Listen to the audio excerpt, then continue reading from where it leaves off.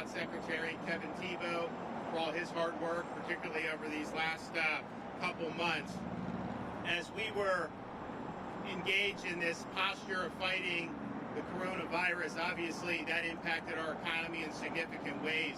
One of the ways you saw that was a significant reduction in traffic on our roads. And you saw it in Central Florida, you saw it in other parts of the state. I viewed that as an opportunity for the state of Florida to get ahead on some of our transportation and infrastructure projects. And so in April, I directed the Florida Department of Transportation to utilize this opportunity with less traffic on the roads and accelerate numerous projects, including the very important I-4 Ultimate project. I wanted to ensure that we maximize construction efforts to support Florida's economy and ensure that Florida was able to reopen stronger than before. Many states throughout the country, they stopped all construction. They stopped manufacturing as well. I think that was a big mistake. We did not do that in Florida. We kept construction going. We knew you could do it safely. And this is an example of taking advantage of that by using construction. FDOT worked very hard. They understood that they had a window here to really make a difference. And so just last week, FDOT announced that it's accelerated more than 40 projects across the state, which will eliminate more than 650 total contract days. And today, I'm pleased to announce the completion of the I-4 and State Road 408 interchange. 5 new flyover ramps that together compose the most impactful portion of the I-4 Ultimate project. Today's ramp openings come more than 3 months ahead of schedule. And not only that, but even when I accelerated it, today's opening is 6 weeks sooner than even we anticipated in April. And I think that that's a testament to what FDOT has been able to do. Now, this 408 exchange is the busiest portion of the I-4 Ultimate project. These improvements will increase safety, ease the movement of commerce, and most importantly, enhance Central Floridians' commutes as we transition back to a fully functioning economy. Beyond the 408 interchange, FDOT was also able to move a large portion of westbound general use lanes into their final configuration. Since April, just over a month ago, FDOT has utilized lane closures on I-4 and various ramp closures to accelerate work on the westbound general use lanes. Work completed includes permanent drainage installation, roadway widening, new ramp construction, and the placement of bridge girders in the following areas. I-4 between SR 436 to North SR 434, I-4 between Kennedy Boulevard and just west of Lee Road, and I-4 between Fairbanks Avenue and Princeton Street, as well as I-4 between SR 50, Colonial Drive, and South Street. So we announced 5 locations of acceleration that we could guarantee when we made the announcement in April. FDOT's actually been working at over 12 locations with extended lane and ramp closures. This work has shortened construction by between 1 and 2 months in key areas. Now, the accelerated construction is important. It's expected to generate $14.5 million in benefits to Central Floridians and to the state in general. This is a result of reduced delays, improved travel time, and reduced traffic crashes from the improved corridor, all of which have economic benefits to the region and to the state. Accelerating the 408 interchange construction has also helped sustain more than 1,500 jobs directly associated with the I-4 Ultimate project. This is a testament to FDOT's commitment and the hard work and determination of the construction industry in our state. Now, upon completion of the I-4 Ultimate project, 15 interchanges will be rebuilt. As of now, the major interchanges at Kirkman Road and Maitland Boulevard have already been placed in their final configuration, and a whole new overpass at Grand National Drive is open, connecting area attractions, hotels, restaurants, and commercial establishments. This is in addition to 13 miles of reconfigured general use lanes in the eastbound direction that have been open to traffic, already improving daily commutes. Now, some construction continues, but travel times have improved. We have in Central Florida 2.5 million residents in the greater Orlando area. It's grown by more than 20% just in the last 10 years, one of the top 10 fastest growing regions in the country. And it's, of course, the top tourist destination in the world. It's vital to Florida's economy because of our venues, our attractions, and our resorts. And transportation is going to be important as Central Floridians get back to work.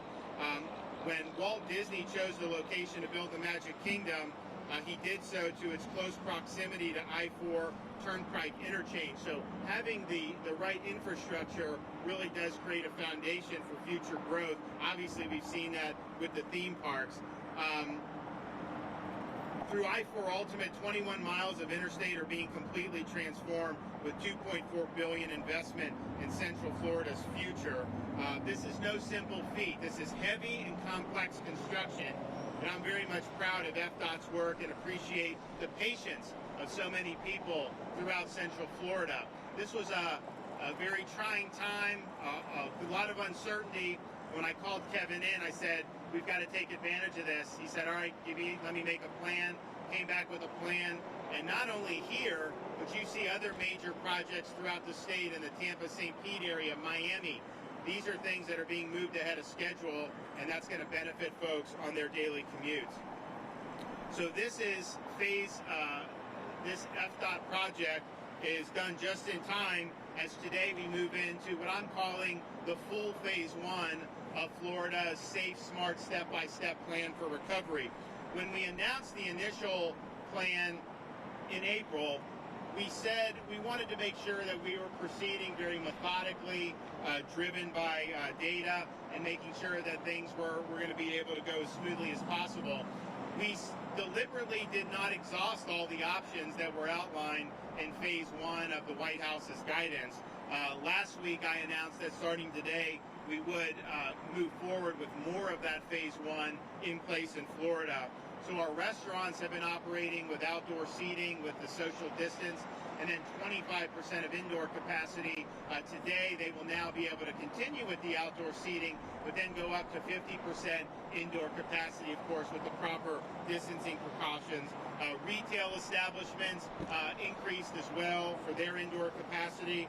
Gyms and fitness centers, they're subjected to strict sanitation protocols, but those are allowed to be reopened today in the state of Florida. And I think that that's going to be a relief for a lot of people that have wanted to get back in the gym. So we're glad that that's going on. I've made it very clear to a bunch of leagues and individual athletes and individual competition, Florida can be a venue. Obviously, we have our own teams. Those leagues are going to start hopefully getting up and running again in the not too distant future. Any of those leagues that have teams in states that won't allow that competition, we can find places here in Florida. I mean, you look at Orlando, there's a football stadium right here that could host games. So we believe that getting sports back online is important for kind of the nation's mojo. We want to make sure that we're doing our part here in Florida to be able to do it. We also, in our announcement for this full phase one, have told our theme parks, submit plans for reopening, show us how you're going to keep staff and people safe, and then have the endorsement of the relevant local official or officials in your area, and we're happy to consider that as we go forward. When you open a theme park, it's not like you can just flip a switch and 3 days later do it. Now, they're going to need a lot of runway to be able to know a date certain. So I'm not saying this is going to happen tomorrow, but I think it is prudent to solicit these plans so that we know the direction that we're going. But I think you've already seen some theme parks in other parts of the world open, and I know we are going to get that done here. It's just a matter of at what time and what the schedule looks like. We also are telling the counties that these vacation rentals, if they have a plan and they want to submit, then we're happy to look at that as well. So what we're looking at in terms of phase one, if you look, those original phase one counties, the data has been very, very strong throughout this period. If you look today's data that's going to be published today, statewide there was out of 24,000 tests, about 700 new cases. That's a 3.27% positivity rate statewide. But if you look at those original phase one counties outside of the Miami and Fort Lauderdale area, that's about a 2.4% positivity rate. So that's very, very low. That's exactly what you want to see. The reports from yesterday, there were almost 30,000 test results that came in, almost 1,200 new cases. That was a 4.23% positivity, which is very low. But then as we looked in the numbers, we saw Miami had 500 cases reported. And Miami at their peak had 500, but more recently had been about 150. And when they would go above that, it was usually because of the Homestead prison. So we thought maybe that was because of the prison outbreak. It turns out, of the 500 cases reported yesterday from Miami, 400 of them were backlog cases from 3 weeks ago, from April 24th. There was this test center not affiliated with the state who had been running tests, and they just now reported it. So I think Miami's trend has been good. Most of those cases, in fact, 80% of them were from 3 weeks ago that just now got reported. So it's important as you see this to look behind the numbers and identify. And I think what we've seen is when you see numbers in any county kind of go out of what they've been trending, it's usually a data dump with backlog tests, a prison outbreak, nursing home, or sometimes we'll have new test sites that pop up and then you see a surge and then it dies down. So we're monitoring that. We're continuing to do an awful lot with the long-term care facilities. I really view that as the tip of the spear going forward. I view it as a discrete problem. I don't think it means that you can't do things in society, but it does mean, that we need to understand that those areas are still where the most vulnerable are at, and we need to continue to keep our eye on the ball there, and we will do that. I want to let Secretary Thibeault come up and say a few words, and then I'll have a few more things and be able to answer any questions. Thank you, Governor. Glad to be here today and glad to be able to follow into your mission you gave us. In early April, you challenged the department to find ways to accelerate I-4 construction while there was less traffic on the road, and I'm excited that we were able to open these critical components of the I-4 corridor to drivers several months ahead of schedule. This is the biggest milestone of the project to date, and it will undoubtedly transform the heart of our state's transportation system. Just a few benefits of this transformation include each interchange ramp will now have its own access point, reducing congestion and rapid lane changes in critical decision areas, increased capacity in the area, especially on ramps, making it less likely for backups from ramps to occur onto the main line, removes the old trumpet exit that was there since the early 70s, required sudden slower exit speeds and a great amount of weaving. And ultimately, it will restore the fabric of the community once the full interchange is complete and the old interchange is removed. This includes the historic Paramore neighborhood that will be reconnected once again once we remove those old ramps. And finally, this project enhances access to large venues, theme parks, and all other attractions that make Central Florida the amazing destination that it is. As the governor mentioned, we knew that these interchange openings, as well as the significant portions of the westbound general use lanes, will improve travel times throughout this critical corridor. We anticipate this trend will further improve as the final section of the general use lanes, remaining interchanges, and managed lanes comes online. As we move forward toward full project completion, safety will still remain our top priority. Along the corridor, in coordination with all partners and stakeholders, will certainly continue. Taking a moment about partnerships, this project has had several significant partners that has brought it all together from its onset. One of those is the important partnership we have with the Central Florida Expressway Authority, and we're very pleased to be able to work with them to deliver this project. Together, we've been working not in silos, but in a partnership to develop transportation solutions for the Central Florida community. We look forward to doing that. We also will continue our significant coordination efforts up and down the 21-mile corridor, which occurred since the very beginning in 2013, and includes working with numerous local governments, law enforcement agencies, and emergency responders to ensure the corridor has the most effective, efficient, and innovative measures to meet their needs. Finally, Governor, I know there are no two people more thrilled about today's event than you and me. I am grateful for your common sense approach to moving Florida forward during this unprecedented time, and we are proud to play a role in helping reopen Florida.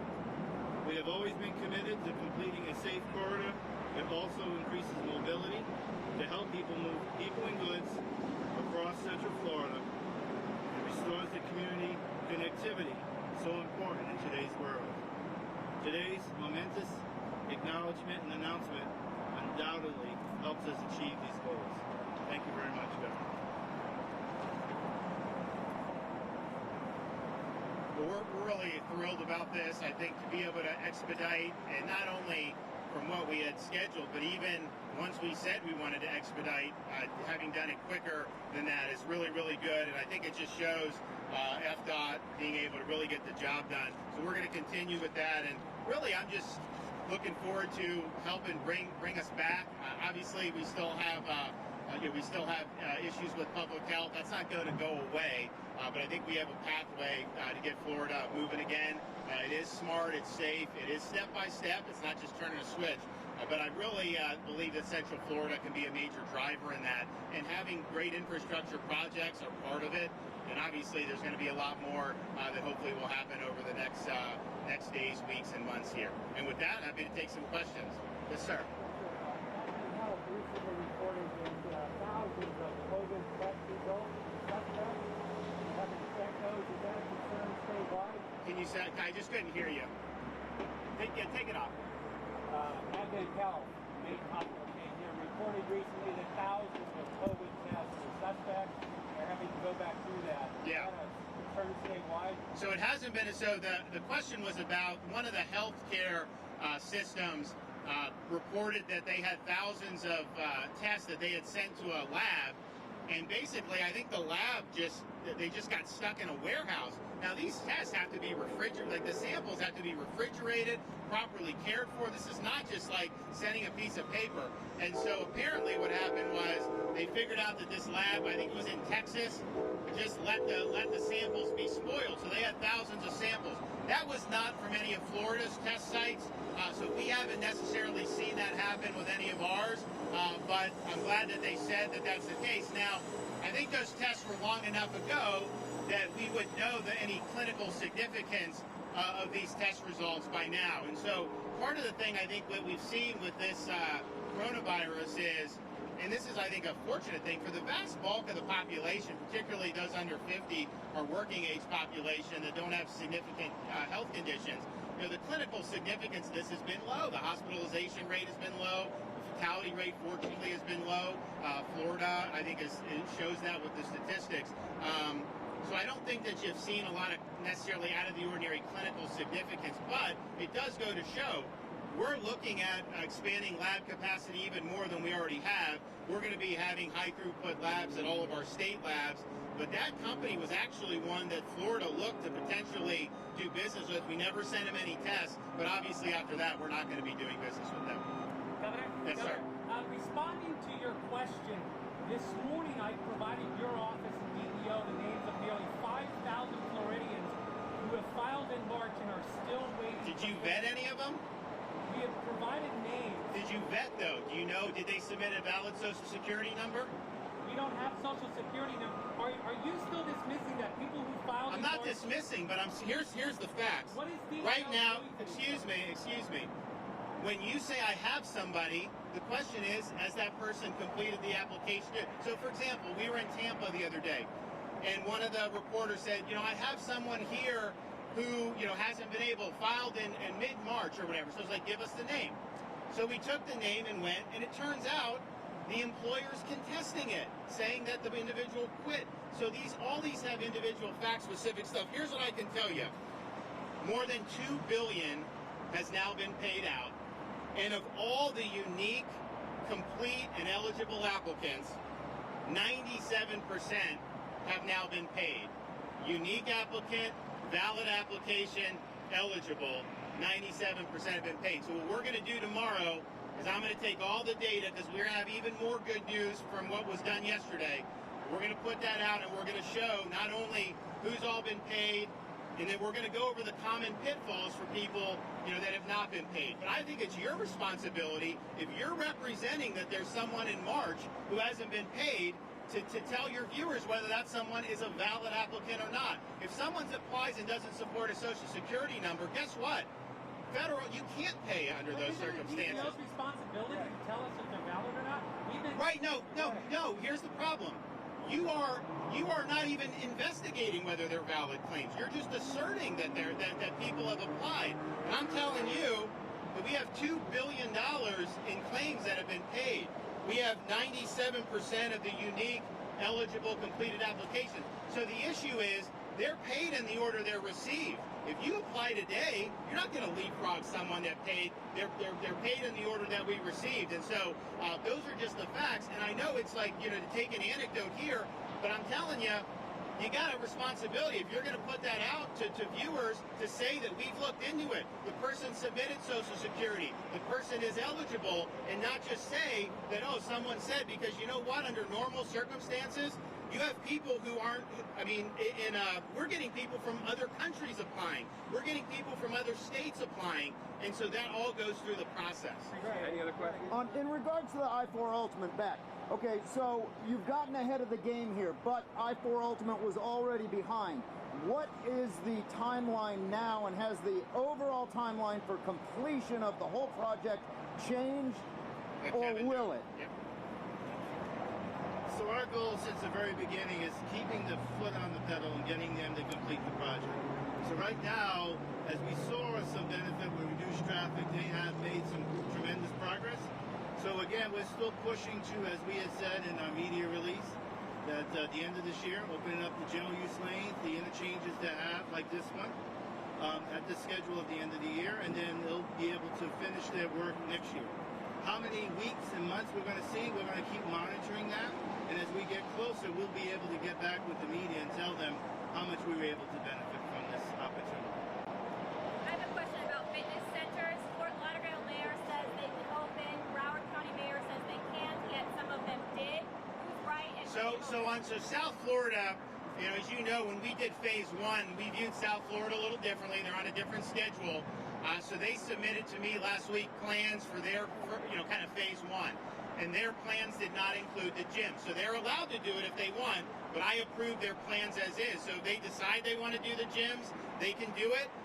But we've worked with them throughout and really been collaborative. And my view on all this is, look, you have to work together, local, state, federal. And if we're at loggerheads, it's not going to work. So throughout the whole process, whether it's Miami, Broward, Palm Beach, there were times when we were doing things together. And, if I were in their shoes, I may not have done 100%, but I think it's better to just, let's get on the same page and let's go forward. And so that's what we've tried to do. So they didn't want to do that yet. And so I gave them the freedom to be able to make those determinations. But I think you're going to see them do that pretty quickly going forward. And I think also because these gyms, they're ready for sanitation. They understand the things that need to be done. And I think that they're really in a situation where